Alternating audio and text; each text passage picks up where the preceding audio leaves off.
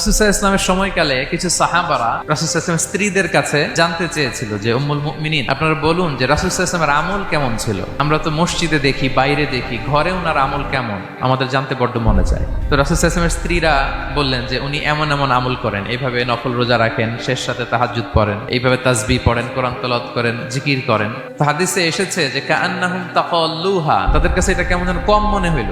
তারা একটা বড় এক্সপেকটেশন নিয়ে আসছিল, মানে বিশাল একটা। রাসূল ইসলাম সব নবীদের নবী, না জানে কি আমল করে ঘরের ভিতরে। যখন রাসূল ইসলাম স্ত্রীদের কাছে শুনলো এই আমল তিনি করেন ঘরের ভিতরে, ওনারা হতাশ। হায় রে, ভাবছিলাম এত এত আমল করে, এই মাত্র এরকম আমল করে, এগুলো তো আমরাও করি। ওনাদের কাছে এটা খুব কম মনে হইলো। তারা একে অপরকে বলতে লাগলো যে কারণ হচ্ছে কদ গুফিরা লাহু মা তাকাদ্দামা মিন যামবিহি ওয়া মা তাআখার।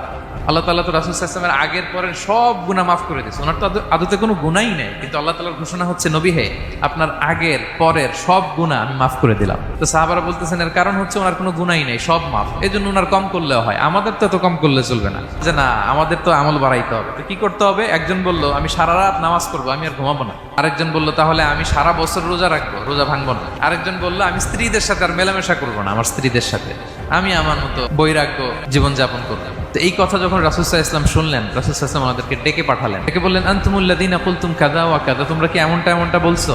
তারা ভয়ে বলতেছে ইয়া রাসূলুল্লাহ, জি আমরা তো এরকম করে ফেলছি, বলে ফেলছি। তখন রাসূল সাল্লাল্লাহু আলাইহি ওয়াসাল্লাম বললেন ওয়াল্লাহি ইন্নী লা আখশাকুম লিল্লাহি ওয়া আতকাকুম লাহু, আল্লাহর শপথ করে বলছি, আমি তোমাদের মধ্য থেকে আল্লাহকে সবচেয়ে বেশি ভয় পাই। আমি সবচেয়ে বড় মুত্তাকি, আমার চেয়ে বেশি কেউ আল্লাহকে ভয় পেতে পারে না। তা আমি সবচেয়ে বড় মুত্তাকি, আমি সবচেয়ে বেশি আল্লাহর প্রিয় ভাজন, আমি আল্লাহর সবচেয়ে বেশি ভয় পাই। এরপরেও আমি রাতে ঘুমাই, আবার নামাজও পড়ি। সোম বৃহস্পতিবারে রোজা রাখি, বাকি দিনগুলোতে আমি খাই।